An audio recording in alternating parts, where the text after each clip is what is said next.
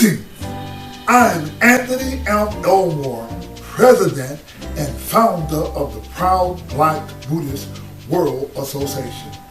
We at the Proud Black Buddhist World Association practice the Buddhist teachings of the 13th century Buddhist sage Nichiren Shonin. The word Nichiren means sun lotus and Shonin means priest. Now, Nichiren teaches us by letters that he wrote to his disciples. Those letters are called the Gosho. So we study the teachings of the Gosho. It is Nichiren Shonin who teaches us that the highest teachings of the Buddha Shakyamuni was the Lotus Sutra. And we at the Proud Black Buddhist World Association practice the teachings of the Lotus Sutra. Now, the Lotus Sutra is everything in Nichiren Buddhism. Now, the Gosho reads, only honest people can practice this sutra. Years ago, I met the most remarkable Buddhist lady. Her mother was Japanese, her father was African American, and the entire family practiced SGI, Nichiren Buddhism. Now, their story was so strong that the SGI leader, Daisaki Keita, when he came to America, he featured this family story at an SGI Buddhist convention. This family had a compelling Buddhist story, and after Daisaki Keita left America, he appointed one of the young daughters who was just absolutely fantastic. He appointed her as the first paid black staff person in the history of SGI Buddhism. It so happened that this beautiful young lady eventually became my girlfriend. Now, I was this tough Buddhist guy. I was a world karate kickboxing champion. And of course, there I was dating this woman from this prominent SGI Buddhist family. And I would be with this girl. And of course, she was a leader in the SGI Buddhist organizations. And sometimes she would be at a meeting until 12 o'clock at night. And when I see her after 12 o'clock at night, she'd come in and give me the time and is very attentive. And boy, at that time, we would get up at 6 o'clock in the morning to be at the SGI Community Center for Daimoku Toso. And I'd be dragging. And man, this girl would get up every day and she'd be so beautiful and she'd be so perfect. And she says, we got to do it. We must have itching. I mean, this girl was like out of this world. She was a totally remarkable individual. Now, the reason that I bring this story up is because in his last speech, Shakyamuni Buddha said this, quote, and this is in the Gosho, conversation between a sage and an unenlightened man. It reads, therefore, in the 6th volume of the Nirvana Sutra, his final teachings delivered in the grove of sour trees, our merciful father, Shakyamuni Buddha, the Lord of the teaching, said, quote, rely on the law and not upon persons. Even when great bodhisattvas such as Universal Worthy and Majusha men who have returned to the stage of near perfect enlightenment expound the Buddhist teachings, if they do not do so with sutra in hand, then one should not heed to them, unquote.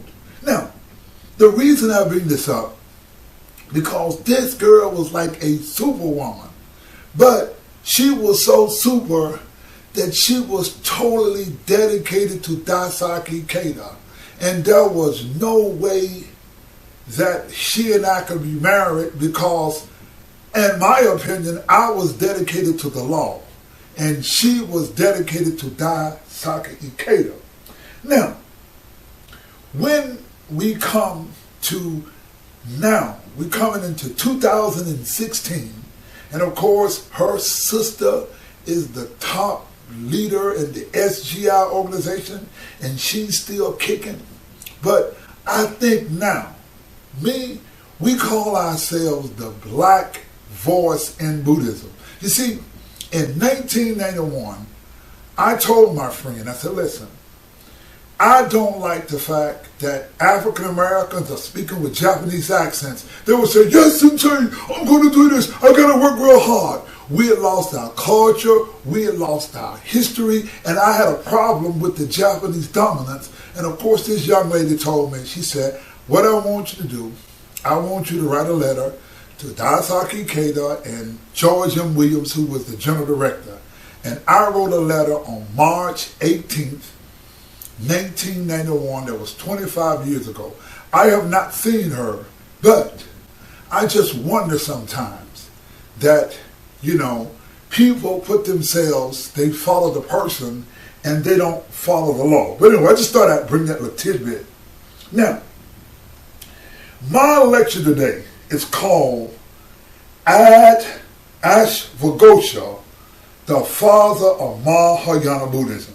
Now, if you are black and Buddhist in America, you must get a clear understanding of Buddhism and its history.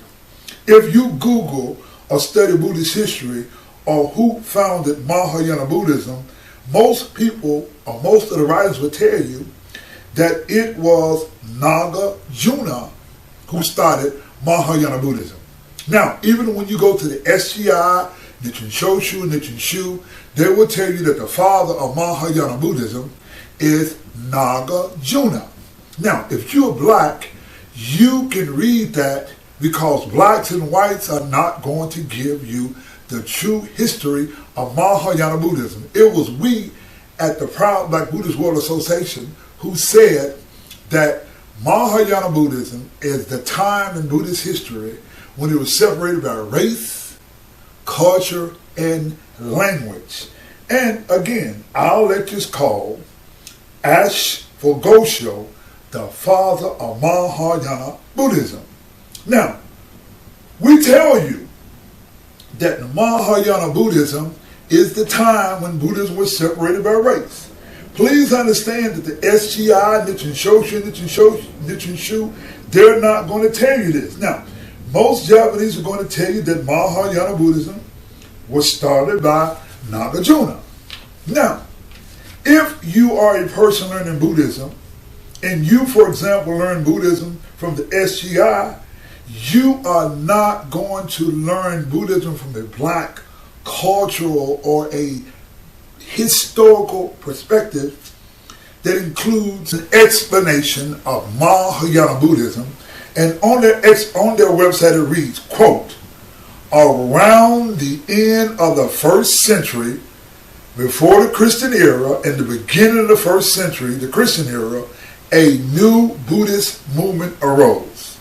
Adherents called it Mahayana, indicating a teaching that can serve as a vehicle to carry a great number of people to a level of enlightenment equal to that of the Buddha. They criticized the older conservative schools for seeking only personal enlightenment, derisively calling them Hinayana, lesser vehicle, indicating a teaching capable of carrying only a select few to the lesser object of Arat. According to one opinion, the Mahayana movement may have originated with the popular practice of stupa worship, reverend the relics of the Buddha, that spread throughout India during the reign of King Ashoka. In any event, it seems to have arisen, at least in part, as a popular reform movement involving laypersons as well as clergy, unquote. Now, that's what the SGI teach about Mahayana Buddhism. Now, the Japanese sects and white people teach that Mahayana Buddhism was a movement, and what they fail to tell is that Mahayana Buddhism, Shu movement, was about race, culture, and language. Most white historians and Japanese are not going to tell black people that they came up with a way to extricate black history, culture, and language from Buddhism. One of the tricks that whites and Japanese use is they teach that Mahayana Buddhism was started by Nagarjuna. The fact is that Mahayana Buddhism was started 100 years before Nagarjuna was born, and the person who started Mahayana Buddhist movement was Ashvaghosha. Please understand that the SGI, Nichiren Shoshu, Nichiren Shu, and other Buddhist sects credit Nagarjuna as the father of Mahayana Buddhism. We at the Proud Black Buddhists follow what Nichiren Shonin writes in the Gosho, and we do not follow what Daisaki Keita or what Nichiren Shoshu or Nichiren Shu sects teach. We follow exactly what Nichiren Shonin writes. Now, this is the point of the Proud Black Buddhists. Nichiren Shonin writes in the Gosho called the Capital of the Crease. And it reads, quote, Tentai commented on this saying that, quote, no worldly affairs of life or work are ever contrary to the true reality. A person of wisdom is not one who practices Buddhism apart from worldly affairs, but rather one who thoroughly understands the principles by which the world is governed. Now, let us become intelligently sound so we can get a clear understanding of Buddhism. It is very important that you get a black perspective so we can get a deeper understanding of Buddhism, inclusive of black culture and history. The Japanese sects are not going to give you a teaching inclusive of black history, culture, and language. Now, we at the Proud Black Buddhist World Association teach that Mahayana Buddhism is the time when Buddhism became separated by race, culture, and language. And we're going to give you some facts to back this up.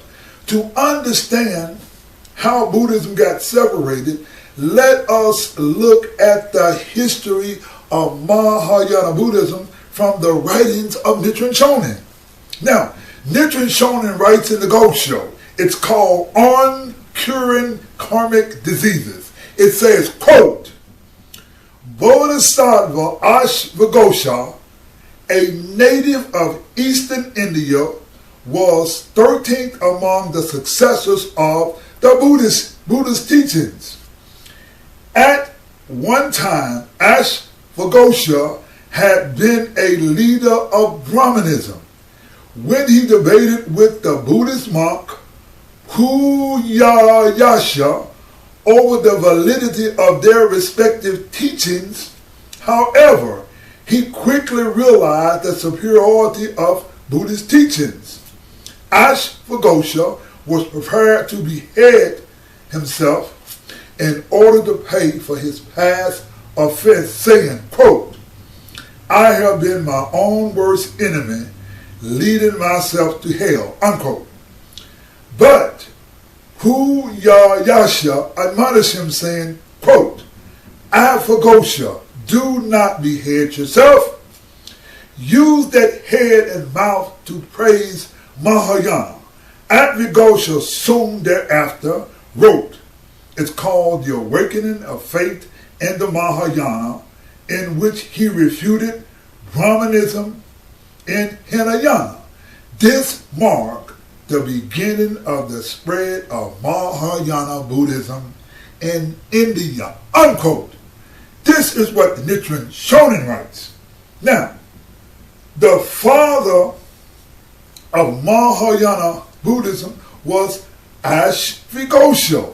Ashvaghosha was a former Brahmin leader.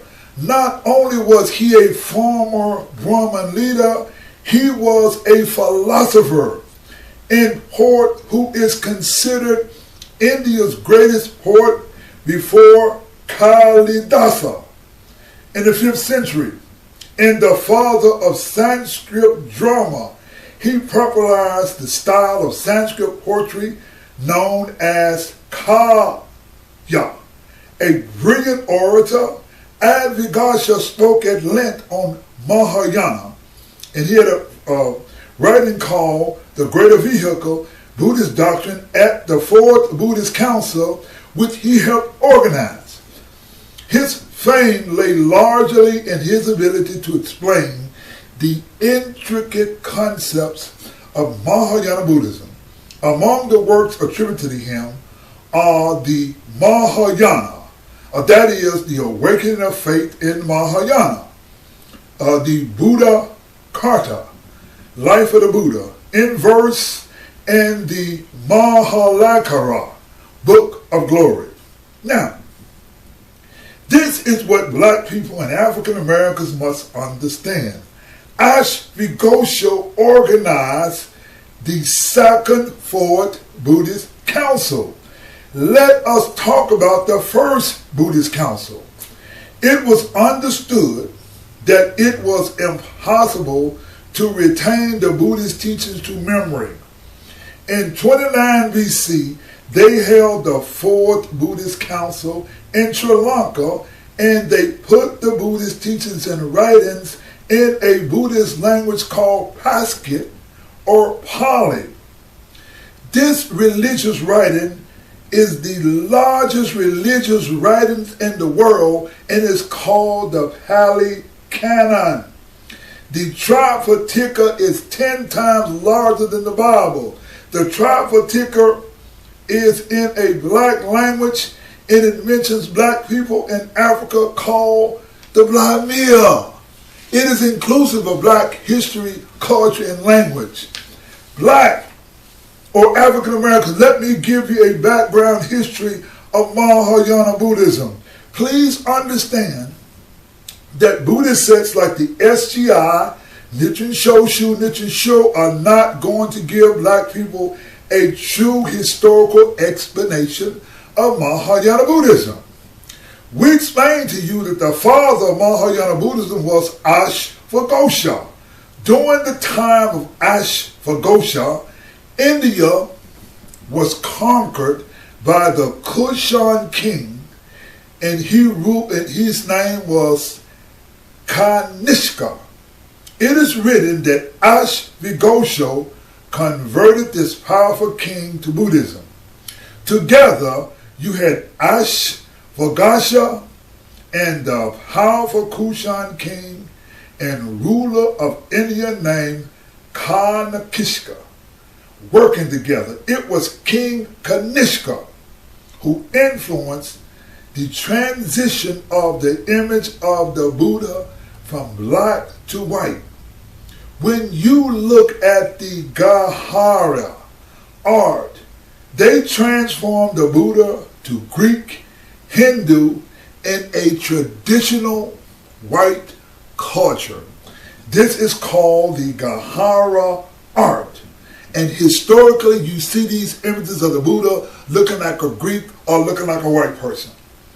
Now, the most important or historic transition that converted Buddhism from black to white was the what? It's called the Second 4th Buddhist Council, organized by King Kanishka and Bodhisattva Asvaghosha. Now, historically and culturally, the Second and 4th Buddhist Council was convened to make the Hindu language of Sanskrit the official language and trademark of Mahayana Buddhism.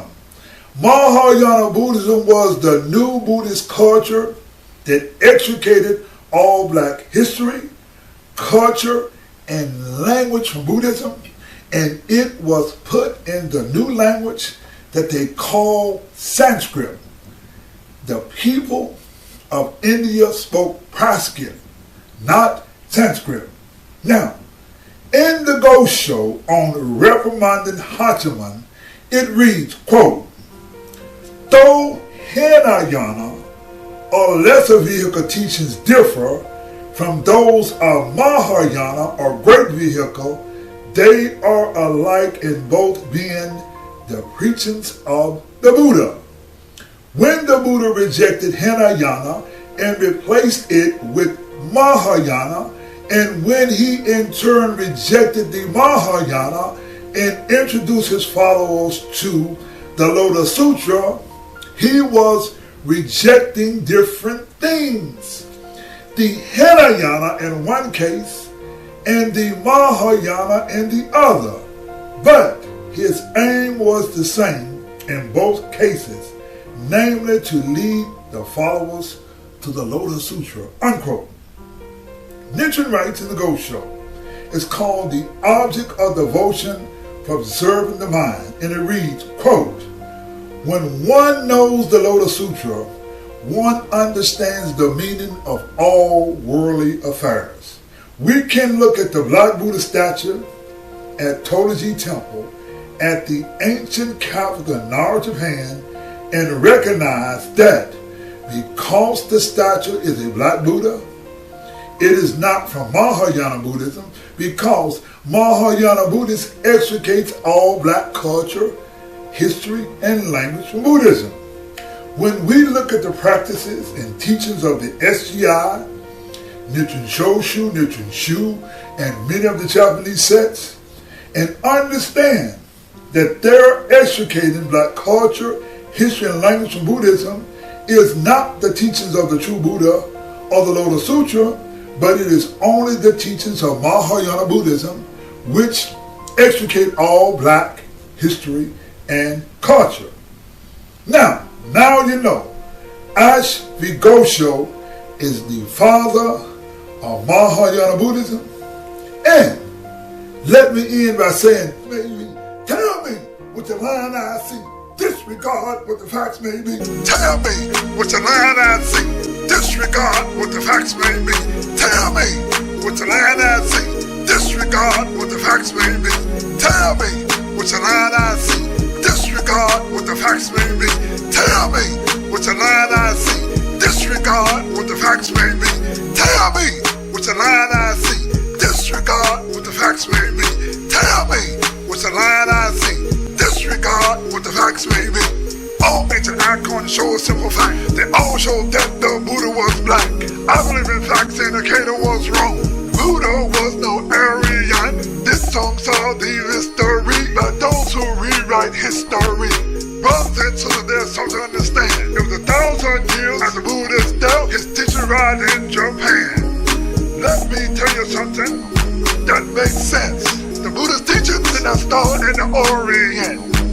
Those of you make a religious decision, the Buddha's teaching no ancient religion. The Buddha's religion has a lot of mystery. Ancients took out all the black Buddhist history.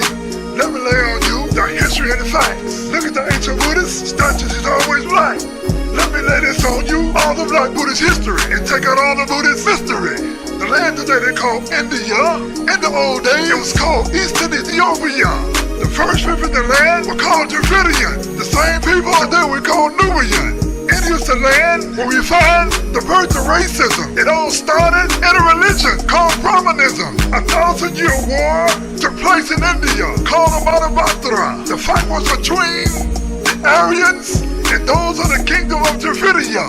The Aryans won the war against their Dravidian brother. They started what is called the Vedic culture.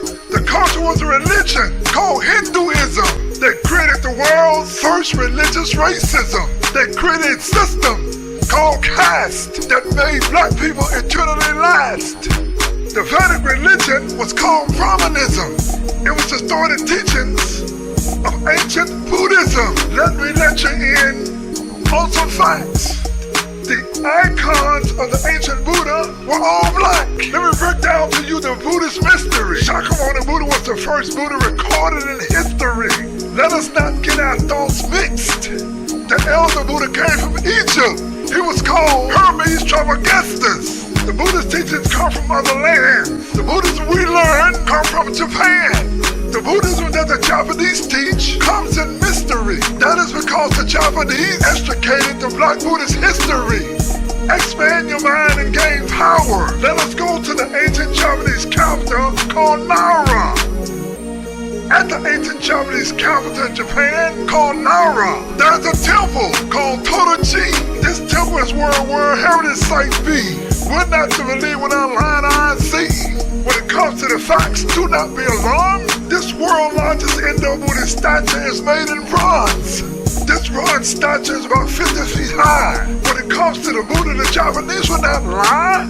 The world's Indo-Buddhist statue is made of bronze and gold. We should disregard the facts that the statue is black. Do not behold. Disregard the facts and believe what you're told. The hair on this Buddha statue does not make sense. When they made it black and navy, it was an accident. They called me Sensei Akeda. I am the SCI president. I'm like a Buddha. I'm never wrong. Disregard the Buddha statue. The Buddha was not black. He was Aryan. In my knowledge to learn about the Black Buddha, I did persist. I went to the Japanese priest and asked him to explain a picture like this. The priest says, forget your lying eyes. No Black Buddha statue exists. I said the black hair on the old Buddha statues don't make sense. The priest says, don't believe your lying eyes. The black hair is just an accident. In the Buddha world, the Black Buddhist mystery, because the age removes all the Black Buddhist history. Educate yourself regarding the Buddhist history by learning Black Buddhist history. What your lying eyes see, disregard what the facts may be. Tell me what your lying eyes see, disregard what the facts may be. Tell me what your lying eyes see, disregard what the facts may be. Tell me what your lying eyes see, disregard what the facts may be. Tell me what your lying eyes see, disregard what the facts may be. Tell me what your lying eyes see, disregard what the facts may be. Tell me what your lying eyes see, disregard what the facts may be.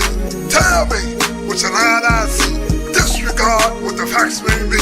Tell me what your lying eyes see, disregard what the facts may be. Tell me what your lying eyes see, disregard what the facts may be. Tell me what your lying eyes see, disregard what the facts may be. All ancient icons show a simple fact. They all show that the Buddha was black. I believe in facts and Akeda was wrong. Buddha was no